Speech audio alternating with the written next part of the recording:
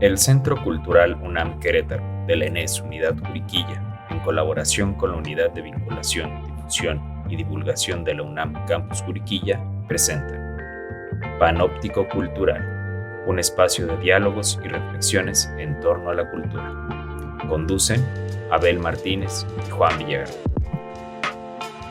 ¿Qué tal? Bienvenidos a Panóptico Cultural. Quien les habla, Abel Martínez.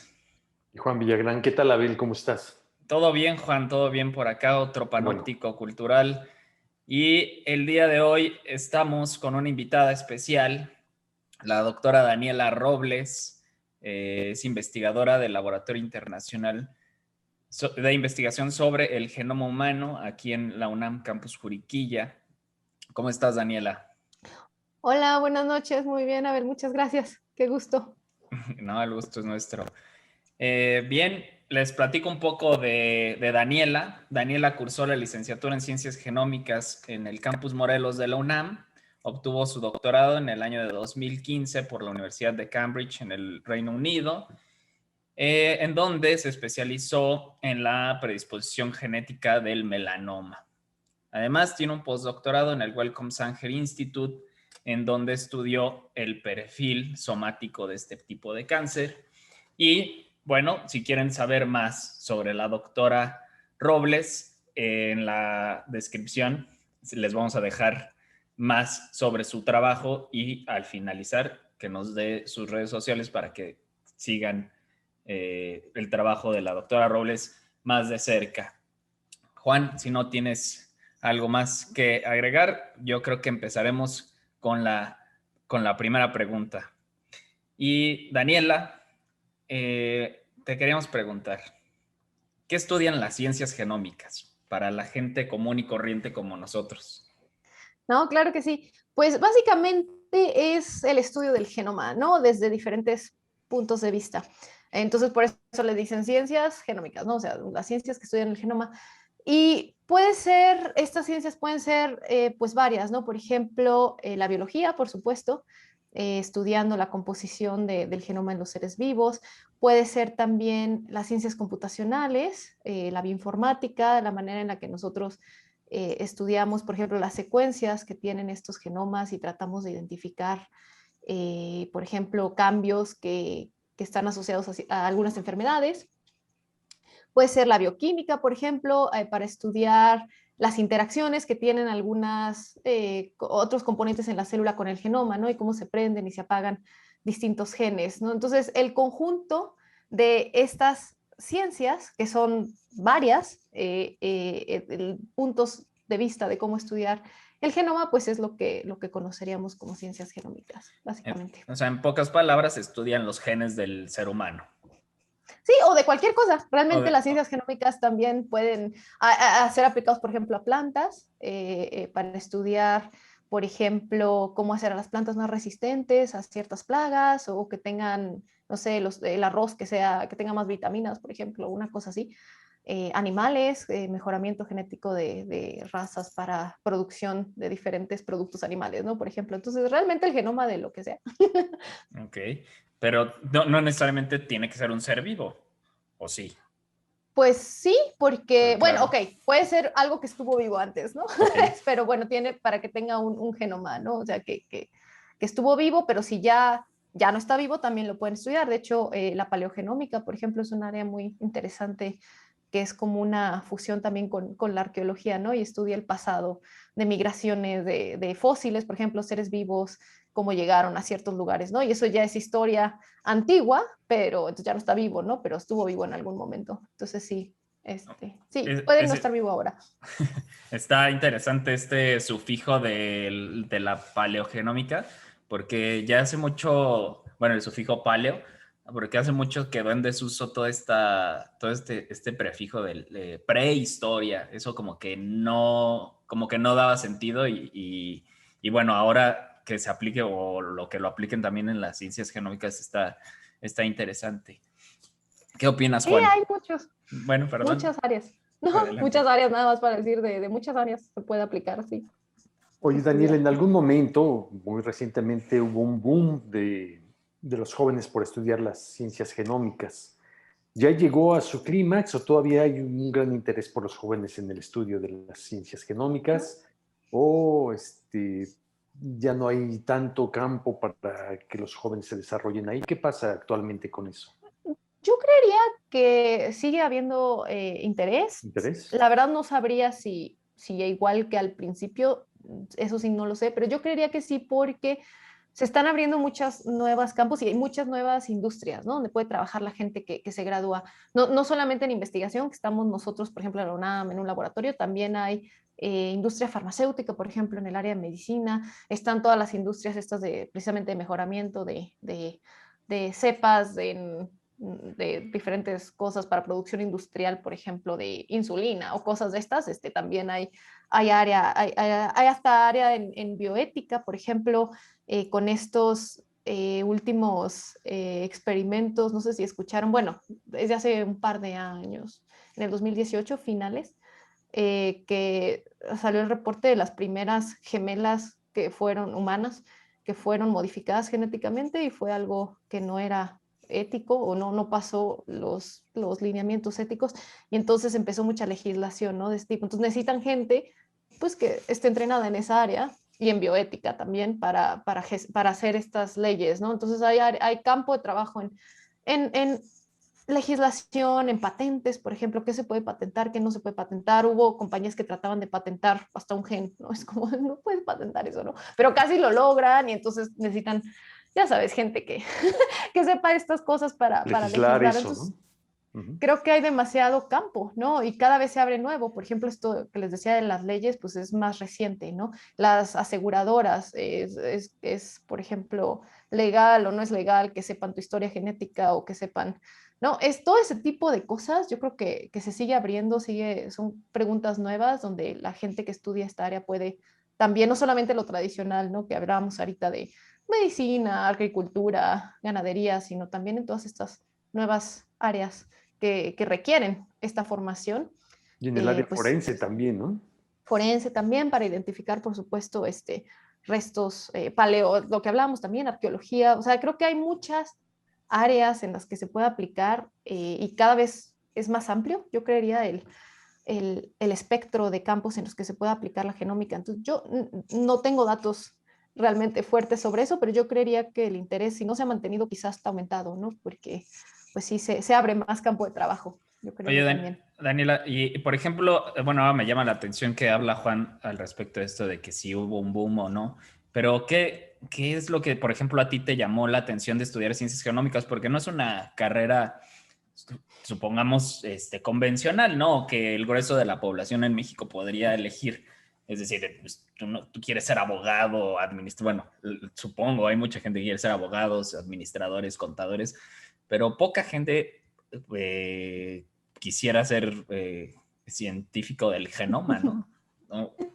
Sí, creo que es también relativamente nuevo. Digo relativamente porque yo estudié esta carrera hace que 15 años ya o algo así, o sea, sí lleva ya algo de tiempo. Pero creo que tradicionalmente sigue siendo nueva, ¿no? Por ejemplo, si la comparas con abogado, que ya son profesiones que tienen mucho tiempo, ¿no? Entonces, a mí lo que me llamó la atención, yo fui una de las primeras generaciones de la carrera de la UNAM, tercera generación, y no había egresados cuando yo entré. Entonces, no sabía, yo debo aceptar que no sabía a qué me iba a dedicar, pero me gustaba mucho el plan de estudios. Eran las materias que a mí más me gustaban. Había biología molecular, bioquímica, estaba estadística, computación, matemáticas, y eso era lo que me gustaba. Entonces, yo recuerdo que la elegí por eso, más que pensar qué iba a hacer después y que luego me preocupo por qué haré después, ¿no? Pero la carrera se ve divertida, al menos son las áreas que a mí me gustan. Y realmente así la escogí y la verdad disfruté mucho la carrera, pero sí creo que ya elegir qué hacer después es algo que al menos a mí me tomó más tiempo, ¿no? Ya hasta el último año decir, bueno, ¿realmente qué sigue? Ya después de todo esto, Sí, más claro, que al principio. mucha gente entra a las carreras o entramos a las carreras con esa nula idea Sí. o poca educación vocacional que tenemos y decimos, bueno, pues ya luego veremos qué hacemos, ¿no? Pero, pues bueno, qué bueno que te dedicaste a esto porque sin duda eres una muy buena investigadora en lo que haces. Y Gracias. al respecto de esto, Daniela, desde tu punto de vista, ¿a qué está comprometido un investigador en México? O sea, solo, más allá de cumplir con informes, más allá de cumplir con estos reportes que el SNI, que CONACYT y todas estas cosas que sin duda son abrumadoras, Sí. ¿cuál es el compromiso de un científico actualmente en México? Es una muy buena pregunta. Yo creo, bueno, creo que cada quien lo podrá ver desde su punto de vista, ¿no? Lo que yo creo es que hay que tratar de identificar nuevo conocimiento o generar nuevo conocimiento que sea útil para nuestro país. Y que al mismo tiempo que se genera ese conocimiento, pues hay una formación de recursos humanos, por ejemplo, que haya la gente que pasa por nuestros laboratorios, pues realmente aprenda a hacer algo útil, que pueda contribuir a generar este nuevo conocimiento que eventualmente pues sea útil dependiendo del área que estudiemos, ¿no? Por ejemplo, nosotros estudiamos cáncer y es cáncer en pacientes mexicanos y esperamos que conocimiento que se genere en México de pacientes mexicanos pues sirva. Eventualmente es investigación básica, esto la verdad toma mucho tiempo hasta que se traduce en algo útil, pero bueno, como yo lo veo es que tenemos que empezar en algún lado, ¿no? Entonces, yo creo que eso es lo que tenemos que tener más... pues sí que sea la meta, ¿no? Al final, ¿por qué estás haciendo tu trabajo? Pues es para un bien de la sociedad. Al menos yo lo veo así, ¿no? Y al mismo tiempo, pues ayudas a formar recursos humanos que puedan seguir propagando esa generación de conocimiento útil para el país. ¿Y sientes, Daniela, que las ciencias genómicas tienen apoyo suficiente en México o falta todavía mucho más? Yo creo que si lo comparamos con otras áreas de la ciencia en México, sí creería que tienen suficiente apoyo comparado, ¿no? Por ejemplo, ahorita se ha dejado las convocatorias de becas al extranjero de doctorado de salud, ¿no? Y mucho de lo que hacemos es salud. Entonces, en comparación, yo creería que sí, pero por supuesto tomándolo en cuenta como, a ver, el apoyo que se le da a la ciencia en general en el país, pues sigue siendo bastante bajo, ¿no? O poco. Entonces, pues yo sí creo que muchas veces para tratar de hacer investigación de frontera, desafortunadamente tenemos que buscar ahorita, pues, fondos del extranjero, ¿no? Que es, sí, lo que nos mantiene, yo creería, a flote, ¿no? Desafortunadamente. ¿A qué te refieres con investigación de frontera? Pues que realmente generemos algo de conocimiento nuevo, ¿no? Y no necesariamente nuevo así, a nivel mundial, nuevo para, por ejemplo, nuestra población, que realmente sea algo útil para nosotros, ¿no? Que no sea, pues, no sé, algo que hacemos simplemente porque no hay suficiente dinero o porque no logramos hacer, no sé, colectar todas las muestras que necesitamos por falta de apoyo, sino que sea un proyecto pues como esté diseñado, bien hecho, llevarlo de principio a fin con los materiales que se necesitan, en los recursos humanos que se necesitan, y a veces técnicas que pues si son de frontera o son las más actuales, pues son más caras, ¿no? En general. Entonces, poder hacer eso, yo creo que pues sí falta más apoyo en el país para eso. Porque una de las cosas que, perdona, Abel, que más se les critica a los investigadores es justamente que la inversión que se hace en ellos no se traduce en un beneficio social inmediato. Sé que esto es de mediano y largo alcance, no es de un día para otro, pero la gente inmediatamente critica eso, ¿no? ¿Para qué por qué están escondidos en su laboratorio? Nunca se ven resultados prácticos, etcétera, etcétera, y es con algo con lo que tienen que lidiar todos los días. Sí, sí, y yo creo, bueno, ahí tal vez sea pues como que de ambos lados, ¿no? Lo pueda haber, porque, bueno, al lado de la sociedad sí podría entender a veces por qué dirían eso, ¿no? Porque sí muchas veces pues son artículos científicos un poco oscuros para la sociedad, ¿no? O que a lo mejor es investigación muy básica que no tiene una aplicación inmediata, ¿no? Pero bueno, de hecho, hace poquito leí los resultados del EMPECIT, si se llama así, de la encuesta nacional pues, de la percepción de la ciencia y tecnología en México, y la gran mayoría de la población realmente apoya el gasto en investigación científica. El 80% de la población dijeron que estaban a favor de que el gobierno gastara en investigación científica, aunque no se viera inmediatamente el resultado. Oye, ¿no? Entonces, pero este resultado era ¿Prepandemia o durante pandemia? Fue en el 2017. Esa Ah, es la entonces, que yo leí. Creo que la hacen cada 2 años. Está bien, entonces es una buena referencia porque tomando en cuenta que el año de pandemia, pues todo mundo iba a decir que pues, estamos a favor de que, ¿no? A lo mejor subió. Yo creo que Sí, eso debió es de haber bueno. subido. Uh-huh. Y, Sí.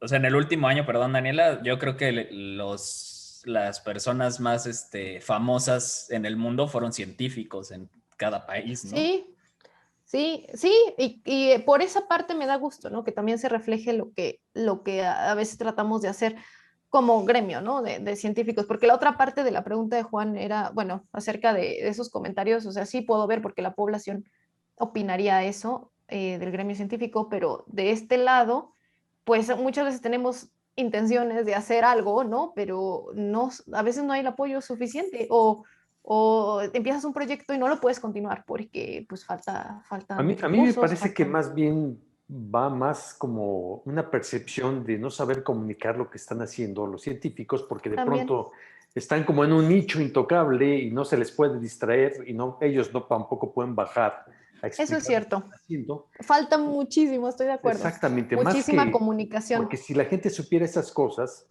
estoy seguro que la percepción que acabas de decir del 2017 estaría al 100%, ¿no? Creo que todos estaríamos de acuerdo en que se apoyara al 100% la ciencia. Sí, No, eso es muy cierto, estoy muy de acuerdo. Sí, perdón, es algo que tendríamos que hacer todos y yo debo aceptar que tal vez no lo he hecho en la medida en lo que debería y muchas veces es por la cantidad de cosas que tenemos que hacer. Es justo lo que dijo Abel de que es abrumador, ¿no? Muchas veces es reportes todo el tiempo y bueno, dices, ¿en qué momento me queda para hacer otra cosa, ¿no? Yo creo Pero que es muy importante. es que lo terrible Eh, es que buscan financiamiento o buscan recursos para poder financiar sus investigaciones, pero eso implica que tienen que ser un sinmil de reportes para poder justificar el sí, gasto y entonces ahí se les consume lo poco que tenían de tiempo fuera de de la verdad sí. investigación en eso, ¿no? Yo no me gusta quejarme, ¿verdad? Creo que o sea, soy muy afortunada de poder hacer este trabajo, pero, pero eso es pesado. O sea, sí, yo sí siento que la gran mayoría de mi tiempo se va en ese tipo de cosas, que a veces dices, bueno, pero Terrible. ¿por qué tengo que llenar una cotización y copiarla exactamente? Eso me lo acaban de pedir. Copiar exactamente esta cotización, esta otra cotización. Es lo mismo, es la misma información y es como, hazlo. No, ok. Y así es, muchas cosas así que sí al final estás agotado, ¿no? Y es un día a día que es pesado y dices, ¿en qué momento voy a hacer? Pues sí, lo demás que quiero hacer, ¿no? Pero yo estoy de acuerdo, eso es algo que deberíamos hacer con más regularidad. Y bueno, o sea, sí, creo que es encontrar el tiempo, ¿no? Tal vez es, sí, buscar una mejor organización, no sé exactamente cuál es la solución, pero definitivamente estoy de acuerdo que eso falta mucho, mucho sí, para que, sí, para comunicar. la divulgación de la ciencia Sí. es fundamental. Eso también es algo que pues podríamos pues poner como un pendiente para los científicos, ¿no? Pero también hay científicos que no son tan buenos divulgadores de la ciencia, ¿no? Entonces que les cuesta trabajo salirse Como como de con esa. todo. Exacto. Pero no, o sea, al Sí, final, o dando clases. o dar clases y todo, pero pues no se puede todo, pero sí se podría buscar como más espacios y otras alternativas como para divulgar la ciencia. Y yo creo que esta época de pandemia sirvió mucho porque ahora he visto en muchos lugares que, por ejemplo, antes se hacían los cafés científicos e iba alguien Ah, sí. y discutía, ¿no? Yo bueno, estamos en una red de cafés científicos y ahora se hacen a través por Zoom y cosas así, y eso hace pues, pues, que genere algo de interés, ¿no? O sea, se empiezan a transformar estos medios de divulgación y sería bueno que también los investigadores se unieran, porque pues, sin duda tienen muchas cosas importantes que decir, ¿no? Pero regresando a un tema que me llamó mucho la atención, esta formación de recursos humanos de la que hablabas, Daniela, Ujú. a mí, desde mi experiencia o mi poca experiencia en la academia y desde mi área, que es las ciencias sociales y las humanidades, hay muy poca formación de de recursos humanos o nosotros le llamamos escuela. O sea, hay muy pocos profesores que generan escuela, ¿no? Y que ven a sus alumnos como una competencia. ¿Tú qué tan factible ves esta generación de escuela? ¿Cómo se percibe desde las ciencias genómicas este asunto? Yo creo que, por ejemplo, nosotros damos clase en la licenciatura ahorita, es una parte de la formación de recursos humanos y yo creería, bueno, yo al menos les trato de enseñar todo lo útil que he aprendido en estos años y creo que todos hacemos lo mismo, ¿no? Los que estamos al menos en esa carrera. Entonces, creo que por esa parte va bien, creo que los chavos van a salir muy, muy preparados, ya saben hacer cosas que, pues yo les enseñé lo que aprendí en el doctorado, ¿no? Entonces, yo espero que lo sepan hacer ya a nivel de licenciatura. Y más adelante, o sea, otro tipo de recursos humanos, por ejemplo, ya los estudiantes de posgrado, yo creo que es difícil porque, bueno, obviamente cuando tomas un estudiante de posgrado tienes que comprometerte con el estudiante que pues vas a sacar el proyecto, o sea, en un equipo, ¿no? O sea, van a sacar el proyecto y tú como asesor pues tienes que tener los fondos para hacerlo, ¿no? O ya comprometerte en que va a poder terminar en tiempo y forma, ¿no? O sea, darle todo lo necesario si es equipo de trabajo, si es, no sé, generación de ciertos datos, compra de recursos de laboratorio, lo que sea, algo así. Entonces, eso aunado a la falta de recursos a veces que hay, pues eso hace, yo creo que muchas veces no se puedan generar todos los recursos humanos que a lo mejor uno querría, ¿no? Y que diría, yo podría hacer todos estos proyectos, pero pues no voy a tomar un estudiante porque no tengo los recursos para sacar su proyecto adelante, ¿no? Entonces yo creo que a niveles más avanzados es un poco eso, lo que quizá frena que haya más formación de recursos humanos. Otra cosa importante que querría decir es que aún así con todo esto creo que se generan más, por ejemplo, doctores que se gradúan, que realmente que hay plazas, por ejemplo, en investigación.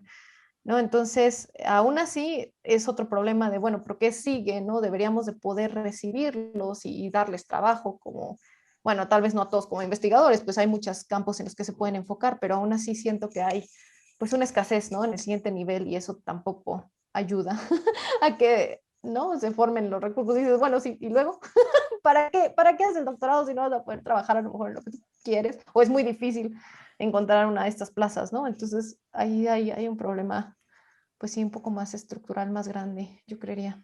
Daniela, tengo yo una duda en la formación de recursos.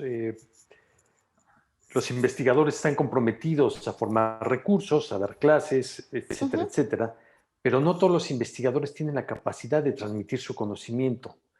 Sé que lo tienen que hacer, pero no necesariamente sería benéfico que pudieran dar una clase, ¿no? A lo mejor puede ser hasta traumático que se enfrenten a un salón y para los mismos estudiantes, porque no todos tienen ese perfil pedagógico de enseñar, pero tienen esa Exacto. obligación. Creo que no debería ser una obligación, no deberían estar obligados, pero bueno, son la punta de lanza en la investigación en su área y son los que tendrían por necesidad que transmitir el conocimiento a las nuevas generaciones. Me queda claro eso.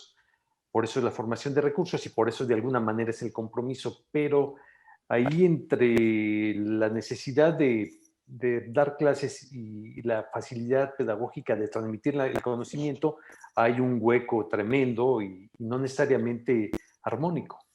No, claro, es que nadie te enseña a dar clases, ¿no? Como igualmente nadie te enseña a ser asesor de un estudiante o a básicamente a nada. Es una cosa bien extraña, yo creo, ¿no? Porque cuando estás haciendo tu formación de pues, lo que va antes de ser investigador, no sé, haces tu licenciatura, haces tu doctorado, a lo mejor una maestría, pues tú estás aprendiendo ahí cosas como cómo hacer un experimento, ¿no? Y aprendo cosas técnicas, ¿no? Ah, pues me tengo que fijar en esto, aprendo a programar porque tengo que analizar mis datos, pero luego das un brinco y dicen, bueno, ahora das clases y ahora, pues consigue dinero y dices, nadie me enseñó esto.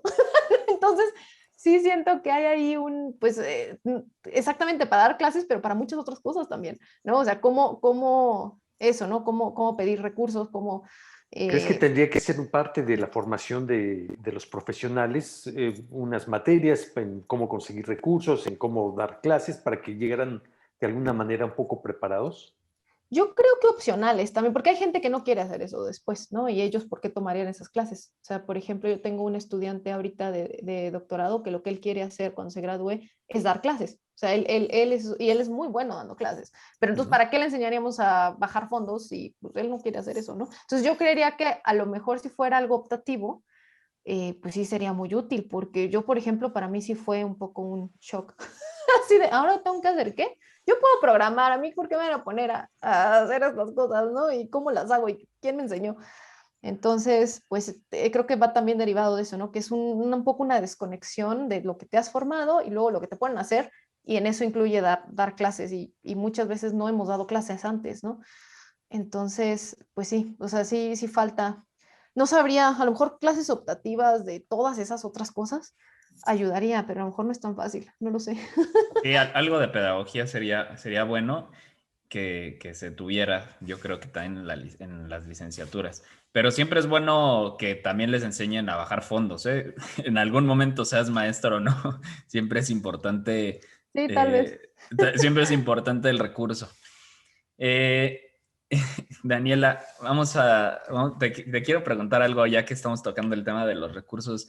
¿En México es difícil gestionar recursos para la investigación? Am, pues creo que tal vez ob- obtener los recursos sea complicado a veces dentro del país, porque hay mucha competencia por los recursos dentro del país, ¿no? Eh, y, y bueno, entonces ahí entra un poco de, a ver, ¿cómo vamos a redactar? O sea, todo este aprendizaje que quizá debería darse antes. Y una vez que, o sea, se obtienen los recursos, luego empieza también, o sea, bueno, la gestión precisamente que yo creo que es complicada, ¿no? Es un poco este papeleo o este carga burocrática quizá que cae en el investigador, que por supuesto lo tenemos que hacer, pero es pesado, es otra de estas cosas que toman mucho tiempo, ¿no? Entonces hay muchas cosas que se manejan, por ejemplo, hay que escribir oficios a todo el mundo y a veces, bueno, ¿por qué no puedo mandar un mail? Yo siento eso, a veces un mail, no, o sea, tienes que ser muy formal y explicar todo muy a fondo, y eso a veces, o sea, esa parte de la gestión de recursos yo creo que quita mucho tiempo, porque los planes cambian, siempre, yo creería, ¿no? Tu plan es hacer algo, pasan 2 años y dices, "Oye", por ejemplo, ahorita la pandemia, no, pues ya no voy a usar esos recursos en eso, ya cambié el plan porque se tienen que graduar estudiantes, porque, o sea, ya voy a hacer otra cosa y no puedes usar el dinero que tienes en eso porque no está asignado para eso. Entonces hay que hacer un montón de cosas para, para reasignarlo, ¿no? Mientras que creo, al menos en mi experiencia, los fondos que vienen del extranjero son mucho más flexibles y casi puedes usarlos en lo que necesites y les explicas, pero es mucho más sencillo y flexible, al menos en mi experiencia, quizá no sea la de todos, pero eso es lo que yo veo como complicado de la gestión de los recursos en México, que a veces están muy etiquetados, ¿no? Para lo que son, que hasta cierto punto está bien, pero como los planes cambian, a veces, bueno, si quiero realmente hacer este proyecto, ya cambió o sea, ¿cómo lo voy a hacer? Y se vuelve complicado y largo, ¿no? Y pesado a veces para lograr hacer ese cambio. Entonces, sí, es algo a lo que nos tenemos que enfrentar. En conclusión, sí. Sí, eso tiene un trasfondo obviamente histórico, ¿no? Porque es tan engorroso este asunto del dinero y sobre todo en países latinoamericanos, ¿no? El índice de corrupción es Sí, altísimo desde hace muchos años, entonces tienen que ponerlos, aunque con todos estos candados y con todas estas claro. cosas, se sigue fugando este recurso y bueno, pues por lo menos tener tantas trabas, eso no quiere decir que todos los investigadores lo hagan, ¿no? Pero bueno, tiene ese trasfondo histórico inherente a nuestro país, a Claro, nuestra cultura. Independientemente de la corrupción, también hay una larga tradición de invertir poco en ciencia, ¿no? Es algo que sí se tiene que cambiar ya, y la pandemia esa es la lección que nos está dejando. Si el país necesita crecer hacia el futuro, tendrá que invertir muchísimo en ciencia, y eso claro. va a ser importantísimo, ¿no? Sí, y yo entiendo por qué ambos casos, la verdad, o sea, puedo entender por qué tenemos que hacer toda esta burocracia, o sea, sí lo puedo entender, lo que me quejo es que toma mucho tiempo, o sea, si dices, bueno, mi tiempo se va en eso, en lugar de estar haciendo otras cosas. Y también entiendo que en México, pues sí hay otras prioridades, ¿no? Yo también, aunque sea científica, pues puedo ver a lo mejor porque invierten poco, ¿no? El área de salud, o sea, hay otras cosas que se tienen que atender y eso lo entiendo, ¿no? Aunque pues se vuelve complicado, ¿no? Al final ejercer aquí tanto recursos o el conocimiento que queramos generar, pues sí se vuelve un poco más complicado por esas razones. Pero sí puedo ver por qué es así hasta cierto punto. Sí, justo es lo que te iba a comentar. O sea, también hay, pues vivimos en un país completamente desigual, entonces hay como que para mí sería también una prioridad invertir en ciencia, ¿no? Y en tecnología, pero, Es a largo plazo, pero eso es además, lo que sucede. así, además entiendes que también no puedes destinar tantos recursos porque además tienes una masa de pobreza impresionante y que pues a lo mejor tienes que invertir en ella, no, Claro, la educación, o sea, seguimos tenemos un país que es todavía con una gran demografía rural, o sea, hay gente que todavía vive sin luz, ¿no? Entonces, bueno, pues ahí tienes que poner en la balanza este asunto y bueno, y el asunto de la pandemia ha dejado claro quiénes son los quienes mandan, ¿no?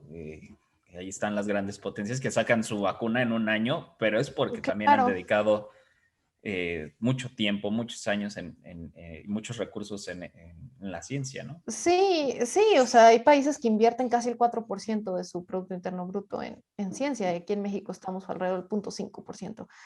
Y, y bueno, o sea, otra vez sí entiendo por qué, pero es que para cambiar eso tiene que ser un plan a largo plazo, ¿no? O sea, no se van a ver los beneficios inmediatos. Yo creo que pueden verse beneficios a largo plazo en educación, en, por supuesto, generación de conocimiento, vacunas, por ejemplo, que estamos viendo ahorita, pero es algo que va a tomar mucho tiempo y yo no creo que los gobiernos quieran invertir en algo que no es inmediato, ¿no? Para no sé, resultados de su Es, sexenio o una cosa así. Entonces, pues sí, es Daniela, un tiene que cambio que se haber ve difícil. un compromiso social de todos los sectores de la sociedad de hacer proyectos de largo aliento, y uno de ellos es Exacto. la ciencia, y tiene que ir más allá de los sexenios.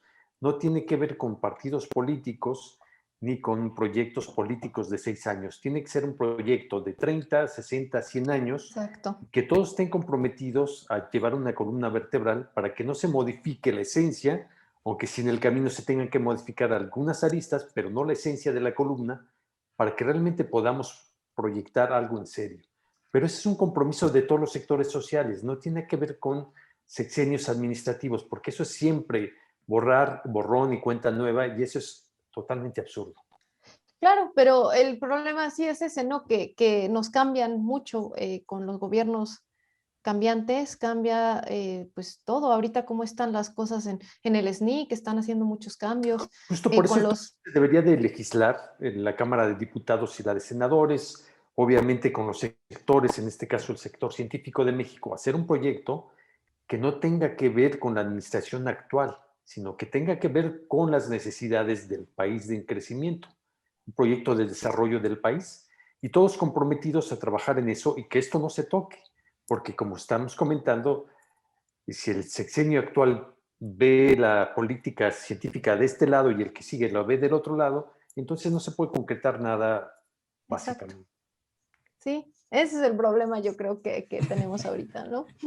La inestabilidad un poco de ¿No las lo cosas y comentan en cambian el tanto. sector científico entre tus colegas y demás esta proyección más allá de 6 años? Sí, sí, el problema, debo aceptar, esa es culpa, yo creo, mucho nuestra. Sí se comenta, pero no estamos organizados, ¿no? Hay mucho... em, yo, por ejemplo, personalmente sí me confunde, ¿no? Es tan complicado para mí entender qué está pasando, que luego dicen, vamos a escribir una carta, y dices, bueno, sí, vamos a escribir una carta, pero, o sea, ¿esta carta qué o a quién le va a llegar? O por ejemplo, escriben a los diputados, yo le escribo a los diputados, ¿no? Para esto de los fideicomisos, por favor, no maten los fideicomisos, y pues sí, se los echaron, ¿no? Ni modo, ¿no? Pero es como, son cosas que necesitamos y eso es culpa nuestra, yo me incluyo porque más que nada es por confusión de cómo están las cosas, que deberíamos unirnos, ¿no? Sí hay esfuerzos, por supuesto, creo que esta Prociencia, por ejemplo, de que sí son grupos de investigadores que están más unidos, ¿no? Y luchan contra ciertos cambios que no son puede ser en beneficio, ¿no? de la ciencia, pero pues necesitamos una comunidad más grande. Y yo voy a ser muy sincera, es complicado porque es confuso, para empezar, que quién está haciendo qué, y quién está proponiendo qué, y para qué, y qué fondo, y cuál es ese. Y luego, yo insisto, con todas las cosas que tenemos que hacer, a mí me cuesta mucho trabajo. O sea, sí es como, es que en qué momento me voy a poder meter a ver cuál ley, de qué, cómo, o sea, debo aceptar, o sea, tal vez también debería ser tiempo para eso, pero es complicado. Necesitan Y otra optativa para administración para entender, de proyectos Administración pública. nacionales. Sí, de sí, proyectos cómo funcionan nacionales. las cosas en México. Yo estoy siendo muy sincera, o sea, yo sé que hay, por supuesto, científicos que están muy informados y entienden muy bien dónde está en la ley, ¿no? Cada cosa y qué van a mover y eso. A mí me cuesta trabajo. O sea, a mí me dicen, van a cambiar el artículo, no sé cuál. Y digo, bueno, ¿y eso qué? O sea, ¿es bueno, es malo, es a quién le ha pegado a todos o no? Entonces, es porque es confuso, ¿no? Y luego, ¿quién legisla? Y esta cámara vota y esta, pero no está hasta que esta otra vote. Y a mí me cuesta trabajo, debo aceptarlo. Yo también Sí. creo, Entonces, perdón, uh-huh. yo creo que también sí, hay un problema también de esta cultura política de verlos como los buenos y los malos, o sea, de ver estas dualidades y yo creo que, yo creo que eso tiene que terminar pronto porque, y cambiarlo en términos de es útil o no es útil para lo que se quiere, como lo que comentaba Juan, ¿no? Porque si lo vemos desde la perspectiva moral, que es esto, esto va a ser bueno, sí, pero bueno para quién o malo para quién, ¿no? ¿A quién va a beneficiar? Más bien es útil para el camino que tiene que elegir el país o no es útil y se desecha, ¿no? En ese concepto tendría que versar la legislación y otra cosa es que también debería de haber gente preparada en las cámaras de diputados y senadores, ¿no? Sí, exactamente es eso. Por ejemplo, yo puedo poner un ejemplo un poco más concreto de este tipo de cosas, ¿no? De por qué me confunde a mí. Por ejemplo, cuando estaban con esto de los fideicomisos, pues los científicos decían, estamos en contra, ¿no? Porque están matando 300, creo que eran 309, pues fideicomisos, ¿no? Yo, por ejemplo, tengo fondos de uno de esos fideicomisos, ¿no? Entonces los vamos a desaparecer pues se va a integrar a otro cierto tipo de mecanismo y por ahí vamos a pedir dinero y entonces los científicos decían, no, no, ¿cómo? O sea, porque estos son especiales, ¿no? Por ejemplo, yo tengo uno de salud, pero había pues en otras áreas, ¿no? Y eran especiales para eso. Y dices, ok, sí, bueno, esto es malo. Pero luego otras personas te dicen, no, es que no es malo, lo que pasa es que había mucha corrupción con esos, y te empiezan a sacar, no, mira lo que hizo este dinero, y que el de la salsa de la pizza, y bueno, no sé qué tantas cosas sacaron. Y le dices, bueno, ok, entonces están reformando, o sea, entonces, bueno, sí, sí, sí, no se va a perder los fondos, se van a integrar en esta otra manera, ¿no? Entonces, bueno, entonces estoy a favor, estoy en contra. Me cuesta mucho trabajo decidir, ¿no? Entonces, ¿qué hago? Eso es lo que a mí me cuesta mucho trabajo, ¿no? Y dices, bueno, sí es bueno, o sea, no entiendo cómo posicionarme, ¿no? Y eso es precisamente el gran problema, yo creo que también tenemos como gremio, ¿no? Que yo creo que unas personas sí entienden muy bien qué está pasando, porque tienen más experiencia quizá, y Y definitivamente más también interés, o sea, sí. interviene la grilla política, ¿no? Algunos tienen cierta preferencia política y otros del lado contrario, entonces ahí empiezan a manipular la situación y se empieza a crear la confusión, ¿no? Por eso yo Sí, comentaba hace rato, debe de ir más allá de cualquier partido político, debe ser una alianza de los investigadores en un proyecto realmente, una columna vertebral muy fuerte, muy consensada y que se tiene que respetar y que la Cámara de Diputados y la de Senadores tienen que hacerla respetar y que haya un acuerdo de 20, de 30 años de que eso no se va a mover si digamos que la Cámara de Investigadores acepta modificar algo en consenso. Si no, no se modifica nada, por lo pronto en los próximos 30 años. Porque si no, estos arrebatos políticos van a ser todos los días. sí, pero bueno, por ejemplo, estos cambios del SNI que acaban de poner, por ejemplo, esto de que quitaron a los investigadores de escuelas privadas, Sí. no le preguntaron a los investigadores. No, ellos lo decidieron y así fue. Y no hubo ninguna pregunta hacia, por ejemplo, el SNI, así que, oigan, nada. Entonces dices, bueno, ¿y ahí qué poder tenemos? ¿No? La gente se empezó a quejar, todavía hay mucha quejas y protestas. Yo creo que todavía hay esperanza de que eso de alguna manera se reverse, pero cuando también hacen ese tipo de cosas, es bueno, ¿y qué poder tenemos, no? O sea, no, ellos deciden y hacen lo que quieren hasta cierto punto. Y entonces, pues sí, o sea, se vuelve muy, muy complicado todo este ambiente y pues... Es un tema muy complicado, pero vamos a volver al, a la plática. Ah, perdón. No. ya nos fuimos por otro lado. No, es que está bien, pero también nos interesa. No se acaba, ¿no? No, es que nunca vamos a Este tema acabar, no se acaba. exacto. Y podríamos aquí echarnos toda la noche platicando de cómo poder resolver la legislación y no lo terminaríamos de hacer. Pero no pasa nada y es muy interesante. Pero también nos acabamos de enterar, Daniela, que acabas de ganar un premio del Melanoma Research Alliance. Cuéntanos, muchas felicidades por este logro y pues cuéntanos de qué se trata, cómo fue, Gracias. cómo es que una investigadora mexicana puede conseguir un premio de esta naturaleza, quién te lo da, de dónde viene, todo esto, cuéntanos. No, gracias. Yo creo que pues mucho es tratar de vender lo que haces, ¿no? O sea, mucho no es solamente lo que haces, sino pues promoverlo, ¿no? Y, pues contactar a la gente que crees que te puede ayudar. Entonces yo les puedo contar un poco de la historia de esto. Nada más primero, para empezar, el tema de investigación, ¿no? De lo que esto versa es nosotros en el laboratorio nos enfocamos, tenemos algunas líneas de investigación, ¿no? Pero la más, querría decir yo, establecida, porque es la que lleva más tiempo, es este estudio de el melanoma lentiginoso sacral. ¿Qué es esto? Bueno, melanoma es un tipo de cáncer de piel. Hay varios tipos de cáncer de piel, pero el melanoma, digamos, es el más agresivo. Y es el menos común, pero es el más agresivo. Y surge de unas células que se llaman melanocitos, que son las que nos dan el pigmento a la piel. Realmente, entonces, básicamente, la mayoría de los tipos de melanoma, digamos, surgen por exposición a la luz ultravioleta. Hay debate, de hecho, bueno, eso es cierto, pero hay debate sobre por qué ha aumentado la incidencia, ¿no? ¿Por qué ha aumentado la incidencia de este tipo de cáncer? La gran mayoría es por esto, ¿no? Si uno sale a la luz ultravioleta cae en la piel, por ejemplo, el sol, causa mutaciones en este tipo de células y entonces cuando hay cambios en el genoma, la célula se puede descontrolar, los genes importantes, digamos, pueden dejar de funcionar como deben y entonces la célula sale de control, crece de más y eso forma un tumor, básicamente. Y este tipo de cáncer ha aumentado su incidencia en los últimos años y ahí es donde estaba el debate que les decía, porque algunos autores dicen que es porque ha habido cambios en el comportamiento humano últimamente en los últimos 40 años, porque se han vuelto más populares, por ejemplo, los viajes baratos a una playa, por ejemplo, y la gente se expone al sol y entonces eso, como esa ha sido una tendencia mundial, eso ha aumentado drásticamente, ¿no? Drásticamente los casos de melanoma. Antes Perdón, casi baratos, no se oía ¿te de eso y refieres ahora que, es... Daniela, es que son más accesibles los viajes? O... Sí, que antes sí, sí, Ya. que puedes ir a, exacto, que más gente tiene acceso a ellos, ¿no?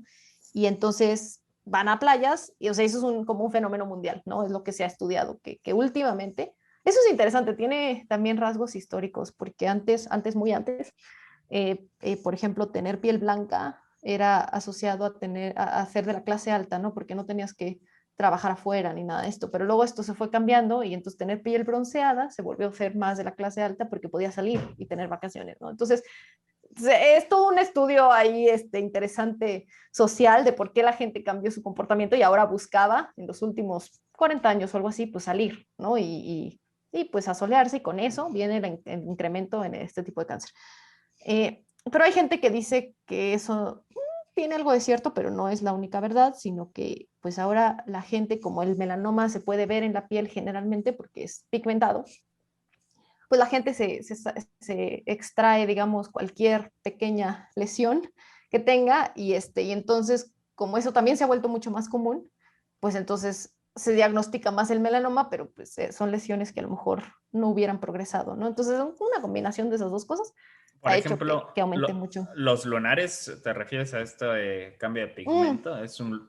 Sí, por ejemplo, ciertos lunares se recomienda, y eso es un buen consejo, yo creo, que si, por ejemplo, evoluciona el lunar, o sea, cambia de color o empieza a cambiar el borde, sí, o empieza a crecer, algo así, pues es bueno ir con un dermatólogo y en general te lo van a quitar, ¿no? Es lo que pasa. Y muchas veces esto se va a diagnosticar como un melanoma que le llaman in situ, o sea, que realmente pues está ahí chiquito y muy posiblemente no hubiera pasado nada, ¿no? Pero como ahora ya lo clasifican como melanoma, entonces los casos se van, pues explotan, ¿no? Entonces, ese es como el debate un poco de este tipo de cáncer. Es interesante por eso, ¿no? También que es uno de los más o sea, visibles, ¿no? Entonces, todos estos cambios de comportamiento los afectan. Pero ya habiendo dicho eso, en México, o sea, hay otros tipos de melanoma. Y en México, este que se llama lentiginoso acral es el más común. Y ese tipo de melanoma no está asociado a la luz ultravioleta. De hecho, es raro, es un tipo de cáncer raro en general, aún así que en México es el más común. Y entonces no sabemos nada, ¿no? No sabemos, bueno, no puedo decir nada, pero no sabemos sus causas, por ejemplo, ya sabemos que la luz ultravioleta no lo causa, pero no sabemos, por ejemplo, por qué sus genomas se ven tan extraños, porque son unos genomas muy diferentes a otros tipos de cáncer, tienen muchos cambios muy drásticos, pues, ¿cuál es la razón? ¿Quién sabe? No sabemos cuál es la lesión de origen, en muchos casos. Ya hoy salió un estudio, de hecho, que se cree que no son los lunares que a veces vemos. Entonces, no sabemos mucho de este tipo de cáncer. Entonces, digamos que nuestro laboratorio empezó a estudiar ese tipo de cáncer precisamente por la falta de conocimiento que había, pero en pacientes mexicanos. Y eso también es un problema en general en la genómica, que la gran mayoría de los estudios de lo que sea, la verdad, en genómica están hechos en personas de ascendencia europea o blancos realmente, la gran mayoría. Entonces, pues falta mucha diversidad también en esos pues, conjuntos de datos, ¿no? Entonces, pues empezamos hace algunos años con esto, fue algo complicado porque pues hay que gestionar, por ejemplo, para obtener muestras, pues es un largo proceso de que se apruebe el protocolo, ¿no? En un hospital. En este caso fue el Hospital Nacional, el Instituto Nacional de Cancerología en la Ciudad de México. Y eso nos tomó como año y medio, por ejemplo, lograr esa aprobación. Y luego, pues empieza ahora sí la colecta del tejido y la logística no es sencilla, porque ellos están en la Ciudad de México, nosotros estamos en Querétaro y es complicado, hay que conseguir un laboratorio allá. Entonces contactamos a nuestros compañeros del INMEGEN y Oye, ya Daniela, una cosa compleja. Sí. perdón que te interrumpa. Por ejemplo, y si yo quisiera como un simple mortal, oye, ¿sabes qué? Tengo un lunar muy extraño y me gusta, y sí me lo diagnosticaron como melanoma, el que estudian y tal, ¿no? Pero quiero entrar a un protocolo de investigación. ¿Cómo me podría yo acercar directamente, que tengo la suerte de conocerte y digo, oye, pues sí, me puedes revisar así como así, o sí tienes que seguir como un protocolo específico? Bueno, yo no soy dermatóloga, entonces la verdad no podría revisar a nadie, pero No, sí. Ajá, no, no sí, me no, refiero yo. que como dermatóloga, sino, o sea, que ya me hicieron los estudios, ya dijeron eso Ok.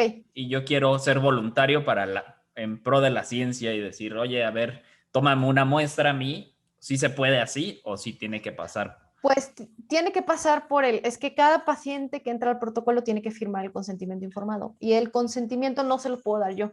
Por ejemplo, no te puedo decir firma este consentimiento.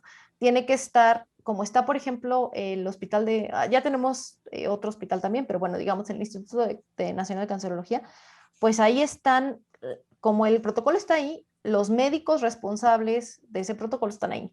Entonces, esos médicos son los que tienen que explicar todo, ¿no? Acerca de, bueno, pues si donas, no te vamos a regresar datos a ti porque es un protocolo de investigación. O sea, hay muchas cosas que explicar. Y si tienes un problema, entonces le hablas a esta persona. Y si todas esas cosas que realmente hacen responsable al hospital que recoge la muestra, no lo podría hacer yo. O sea, lo tiene que, de hecho, el consentimiento se autoriza tanto por el paciente como por el médico que lo está revisando, ¿no? Y el médico también tiene que valorar y decir, bueno, si entra, o sea, tu lesión, por ejemplo, si está dentro de lo que nosotros vamos a estudiar. Entonces, en principio sí se podría, o sea, si alguien llegara conmigo y me dijera, yo quiero participar, diría, bueno, te voy a referir con el médico que está a cargo, y si el médico, pues, evalúa tu caso y decide que sí entra dentro de esto, pues entonces él te puede dar una consulta, él te puede evaluar si tiene el tumor, dependiendo si alguien más ya lo extrajo o hizo los estudios, pues hay que hacer un convenio con ese hospital. O sea, es algo complicado, ¿no? Pero en principio sí, solo tiene que pasar sí, por los hospitales participantes, ¿no? Que son realmente los que gestionan toda esa parte sí, del protocolo. Nosotros realmente ya nada más recibimos la muestra y hacemos todo lo demás, ¿no? De extracción de los genomas y secuenciación y todo esto, pero realmente la primera parte del cuidado del paciente, de la información del paciente y todo eso, pues lo hacen los hospitales. Nosotros Ok. no estamos autorizados para hacerlo realmente. Ok. Entonces, sí, así sería. Y Perdón. perdón, me desvié, es que les quería contar eso, pero lo que quería decirles es que como montamos todo proyecto en colaboración con este instituto y con el Hospital Regional de Alta Especialidad del Bajío, y juntamos un buen número de pacientes que quisieron participar, afortunadamente, yo les agradezco mucho, pudimos hacer unos estudios preliminares y identificar algunos genes que creemos que son importantes para que el tumor haga metástasis, o sea, que invada otros tejidos. Y no sabemos al momento en este tipo de cáncer tampoco por qué hacen metástasis, ¿no? Estos tumores. Entonces, el proyecto que enviamos a esta asociación, que es estadounidense, pero no fue así como, lo mando y ya. Realmente creo que, y eso es consejo yo creo para si hacia algún joven investigador o no sé que quiera seguir este tipo de pasos, ¿no? Para obtener este tipo de fondos, yo creo que no es nada más enviarlos, ¿no? Hay que acercarse a la gente. O sea, yo contacté antes a los que dirigen esa asociación y antes hice una reunión con ellos y les dije, oigan, tenemos este proyecto, ¿les interesa, no les interesa? Y ellos me dijeron, bueno, sí, pero va por esta vía. O sea, ellos te dan consejos, ¿no? Sí nos interesa, pero tiene que empezar por acá, o sea, no te vamos a dar tanto dinero todavía, tiene que empezar por este lado, es bueno que incluyas, no sé, este tipo de información. Entonces ellos mismos te dan consejos, ¿no? Y es bueno como, pues que sepan que existes, ¿no? Para que cuando llegue el proyecto digan, sí, ya había hablado yo de este proyecto con esta persona. Y yo creo que ahí también Twitter es muy importante. yo sí abogo por la red social porque realmente ahí estoy en contacto con ellos, con entonces yo los tagueaba así de, miren, no sé, publicamos algo nuevo, miren, estamos investigando esto. Y entonces de alguna manera creo que nos tenían presentes, ¿no? O sea, es como, sí, existen estas personas y están haciendo esto, ¿no? Y pues ahí lo puedo ver en la red social. Entonces, creo que es un poco también como de, pues sí, vender el proyecto, no nada más enviarlo, que yo creo que es lo que muchos hacemos. En muchos casos, pues sí, no hay de otra, ¿no? A lo mejor no es tan fácil acercarte a ciertas organizaciones, pero algunas tal vez sí, y creo que vale la pena hacer como un trabajo antes de presentación del proyecto, de la persona, del equipo, de decir, miren, somos confiables, denos dinero, se les vamos a mandar un proyecto, ¿qué opinan? ¿Qué nos falta? Y pues ellos mismos dan consejos y en este caso realmente así fue. O sea, yo los conocí el año pasado, el último viaje que todavía hice antes de la pandemia, que fue en febrero, fue a su congreso y fue donde me presenté y les conté. Yo estaba ahí de colada, la verdad, me invité sola, pero bueno, funcionó, ¿no? Creo al final es un trabajo de a lo mejor un par de años en los que fue contarles del proyecto y reunirme con ellos y todo eso, y eventualmente ya me dijeron, bueno, manda el proyecto, pero mándalo por aquí y ponle esto y tal. Y pues sí nos fondearon, ¿no? Entonces creo que es como un conjunto creo, de cómo hacer estas cosas, muchas relaciones humanas, yo creo, en este mundo, ¿no? Y pues hacer lo mejor posible para presentar las cosas, ¿no? Y decir, bueno, les interesa ese proyecto, miren, creo que ayuda. Muchas felicidades, Daniela, por ese Gracias, logro. Juan. Estaba pensando ahorita que esas mismas cosas que nos estás platicando se las deberías de comentar a los estudiantes yo creo, les de digo? cuarto año, de cómo conseguir Sí, recursos, cómo venderse para poderlos lograr, ¿no? Porque no es tan sencillo por lo que has comentado. sí, creo que es que hay tanta competencia, la verdad, hay proyectos muy buenos en el mundo que creo que sí, a veces no se puede, siento, y a veces a lo mejor hasta lo tratas de hacer y te ignoran, ¿no? O sea, la verdad es que es muy posible, pero yo creo que hay casos en los que vale la pena, pues al menos hacer el esfuerzo de presentarte desde antes, pedir consejo. Muchas veces esas organizaciones tienen hasta oficinas donde les puedes preguntar y hacer como esto que le llaman como pre-submission inquiry, así como tengo este proyecto, ¿te interesaría o qué le falta?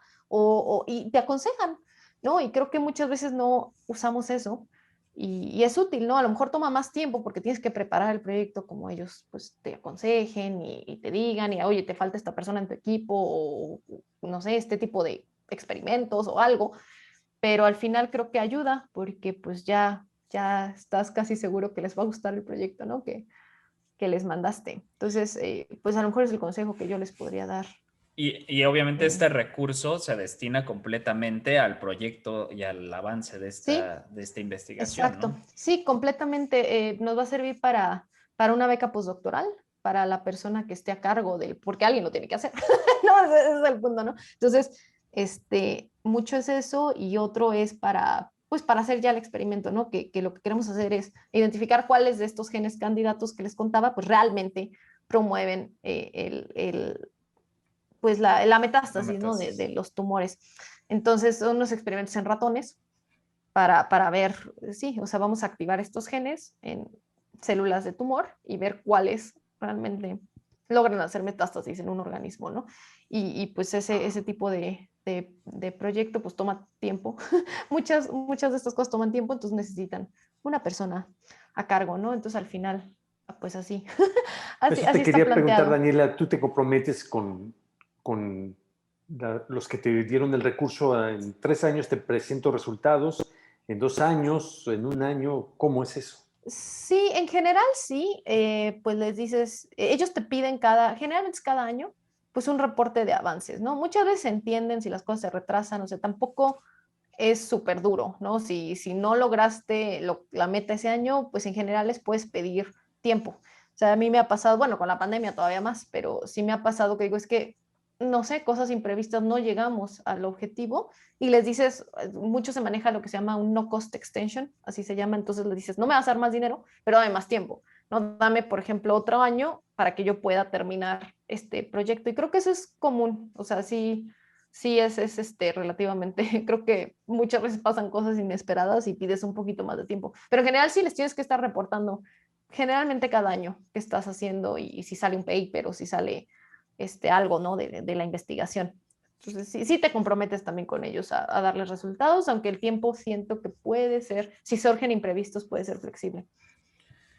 Oye, Daniela, y por ejemplo, bueno, es que yo tengo mucha duda sobre esta gestión porque a mí me parece increíble este asunto de que puedas, tú como científica mexicana, pues ser acreedora a un donativo del extranjero. O sea, es que a mí me parece increíble porque pues tendría que ser algo que tendría que nacer desde el país, lo que hemos estado hablando. En este sentido, estos institutos del extranjero o de Estados Unidos en particular no tienen como este problema en decir, pues se lo damos a alguien en Latinoamérica porque, o sea, no existe eso, o sea, no prefieren mejor dárselo a alguien de Estados Unidos, o por qué existe este interés de darle un donativo a alguien en Latinoamérica. Yo creo que es buena pregunta. Yo creo que mucho es también el tipo de muestras que podemos obtener aquí, ¿no? Entonces, este tipo de cáncer es el más común en México. Sí hay, por supuesto, en Estados Unidos. Y de hecho hay hospitales en Estados Unidos, por ejemplo, en Miami o lugares donde hay una alta población latina que también tienen, pues, mucho de este tipo de cáncer, ¿no? Pero creo que es mucho también el decir, bueno, estos sí son pacientes de otros lados, ustedes no los han estudiado, no hay pues datos por ejemplo, en este tipo de cáncer, estos modelos animales que son necesarios para investigación, que se llaman PDX, porque en español son senoinjertos derivados de pacientes, o sea, introduces el tumor en un ratón y lo modelas, ¿no? Y eso es muy importante para encontrar, por ejemplo, dejas que evolucione el tumor y con eso puedes probar fármacos, hacer hipótesis, ¿no? Tiene esta mutación, seguramente si le pongo este fármaco va a responder y puedes evaluar, ¿no? Ese tipo de cosas. Entonces, de ese tipo de modelos casi no hay, ni de este tipo de cáncer y menos de individuos latinos, ¿no? Entonces, alguna organización estadounidense, por ejemplo, yo puedo ver que les puede importar porque tiene una alta población latina y porque hay a lo mejor más énfasis en el otro tipo de melanoma allá en Estados Unidos, ¿no? Entonces, creo que un poco también va por ahí, o sea, como decir, bueno, nos puede servir o sea, para nuestra población lo que encuentren en este proyecto. Y bueno, también es que es un proyecto internacional, o sea, no somos los únicos, tenemos también una colaboración con un investigador en Brasil, que también son pacientes brasileños, y un investigador en el Reino Unido para todas las digamos, algunas técnicas que son más baratas allá al momento, al menos. Entonces, pues también no es nada más así como un solo país, sino es como, bueno, esto es un equipo que es internacional, ¿no? Y que a lo mejor pues sí, esos pacientes y ese conocimiento, pues es aplicable a otras partes del mundo también, ¿no? Entonces yo creo que ese es el valor que también ellos pueden ver en este tipo de cosas, ¿no? A lo mejor no hay tanta investigación. Ese es un argumento que les hicimos cuando les mandamos el proyecto, ¿no? Es como, bueno, ustedes investigan melanoma, ¿no? Pero no tienen, de todos los proyectos que han fondeado, que llevan ya muchos años ellos dando dinero a este tipo de investigación, solo había creo que 11 que investigan este tipo de cáncer y de esos 11, uno no era estadounidense, pero era australiano. Entonces la población, mucho objetivo que tienen es la misma, ¿no? Esta de ascendencia europea en general. Entonces ahí les puedes hacer el argumento y decir, bueno, ustedes también tienen una gran población latina, ¿no? En algún momento tienen que estudiar de tumores de otras personas, ¿no? Entonces creo que por ahí va también el valor que ellos podrían ver. Ya. Bueno, Daniela, pues no tenemos, bueno, más bien no te queremos quitar más tu tiempo porque sabemos que eres una persona muy ocupada No, es un gusto. Y te agradecemos mucho, pero no quisiera irme sin antes preguntarte que en este último año la ciencia ha tomado un valor fundamental. Es una pregunta bueno, no una pregunta, más bien como una conclusión que tenemos que hacer. Como te lo decían hace ratito en la charla, pues en este año los científicos se volvieron como los actores principales, ¿no? de esta película. Tú, desde tu nicho, para concluir, ¿cuál sería así como hacia dónde va la ciencia genómica, hacia dónde se va a dirigir y con qué objetivo, ¿no? Así como bien resumido, porque sé que es una pregunta ambiciosa. Sí, bueno, es que hay muchas áreas, como hablábamos, ¿no? Entonces yo creo que mucho va yo creo que es preservar la vida humana, ¿no? De muchos sentidos. Lo que hacemos nosotros en medicina, pues es tratar de identificar nuevas dianas terapéuticas para cierto tipo de cáncer, ¿no? Entonces eso prolonga la vida humana, pero también en las áreas de, por ejemplo, agricultura, pues estás tratando de incrementar ¿cómo dices? La producción, ¿no? De cierto tipo de alimentos que sean más nutritivos, ¿no? Para poder alimentar a más gente, ¿no? Y preservar la vida humana. Lo mismo con la ganadería. Entonces yo creo que hay mucho área también en cambio climático, porque hay bacterias que pueden generar cierto tipo de energía, ¿no? O sea, es biológico y entonces ahí también entra, pues le modificamos cosas a la bacteria para que genere estos que le llaman biocombustibles, ¿no? Y este tipo de cosas. Entonces, creo que todo va hacia, al final, pues sí, mejorar las condiciones de la vida humana y preservar la vida, pero pues sí hay con reglas, ¿no? Como la bioética y todo esto. Entonces, al final creo que pues por ahí va todo. Y creo que es un arma muy importante, ¿no? Que es complicada por estos, que se puede hacer mal uso y todas estas cosas que hablábamos antes, pero creo que para allá va y creo que es muy emocionante, ¿no? Lo que viene con el futuro. Una última duda, Daniela. Como mencionaba Bel, son las superestrellas durante el último año o casi medio. Los científicos van a incursionar en TikTok para hacerse todo mucho más famosos. Ya, ¿Ya? Yo no podría. Sí, No, yo he terrible, visto que terrible. yo he visto que ya hay gente que, de hecho, bastante útil, ¿no? O sea, hay gente que tiene esa facilidad y que, bueno, como de comunicación en un minuto, ¿no? Y te explica cosas de vacunas en un minuto. Y dices, uy, qué útil, qué padre que exista gente que lo pueda hacer. Entonces, yo creo que sí. O sea, sí hay ya algunos que yo he visto. No te puedo decir nombres todavía porque la verdad es que yo no uso TikTok y es videos que me han mandado y que digo, ay, qué útil, ¿no? Es gente explicando muy bien, ¿no? Cómo funcionan las vacunas en un minuto. Pero sí, yo creo que cada vez hay más investigadores, poco a poco, sí es algo que falta mucho, como hablamos, pero sí veo yo que uso Twitter, es lo único que uso, pero veo muchos investigadores por ejemplo, aclaran dudas de las vacunas, ¿no? Ahorita estamos, digo, intentando, es complicado por el tiempo otra vez, ¿no? Pero esto de todos los mitos que hay acerca de las vacunas y si me la pongo me va a pasar esto, me va a cruzar un brazo, no, como tratar de decir, bueno, no, estos son mitos, ¿no? Y ahí en Twitter es relativamente fácil, ¿no? Porque son poquitos caracteres y entonces trato de ir al punto y creo que puede ser muy efectivo. Entonces, sí, creo que hay un movimiento, ¿no? De investigadores que están tratando de por ahí hacer, pues comunicar, ¿no? Lo que sí es, ¿no? Y disipar dudas. Todo esto que es muy importante, pero sí es este formato chiquito, tanto de TikTok, de videos, como del Twitter, que son poquitos caracteres, creo que es también lo que viene. O ya está pasando, pero creo que va a ser más común todavía en el futuro. Sí, es un nicho interesante para los científicos y bueno, yo nada más voy a aprovechar para comprometerte a dos cosas, Daniela. Una es que me llamó mucho la atención conocer o poder ver un genoma, entonces que luego me invites a ver uno. Con mucho gusto, en la computadora. Porque tengo dudas, bueno, me Claro quedé que con sí. eso. Y la segunda es que te vamos a invitar para que nos des una charla de divulgación sobre lo que haces y que, bueno, que te des el espacio de esto que hablábamos, de divulgar y de difundir la ciencia, porque la ciencia también es cultura y sin duda es indispensable para la sociedad, ¿no? Con mucho gusto. Eso sí, si se pone, ese es el punto, ¿no? Si tienes algo, una cita para hacer eso, lo haces, ¿no? El problema es como, algún día voy a escribir un post de eso es cuando se te va el tiempo, ¿no? Y siento yo que no lo logro hacer. Pero si es una, así como este día, pues sí, eso es más fácil Perfecto. de organizarlo. Claro que Perfecto. sí. Bueno, pues muchas gracias, Daniela. Muchas gracias, Juan, por otro panóptico.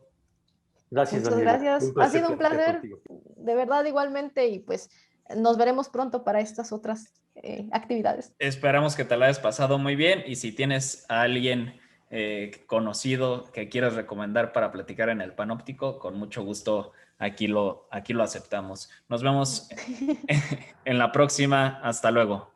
Hasta luego. Gracias. Bye. Síguenos en nuestras redes. CCUQRO en Facebook e Instagram y Centro Cultural UNAM Querétaro en YouTube.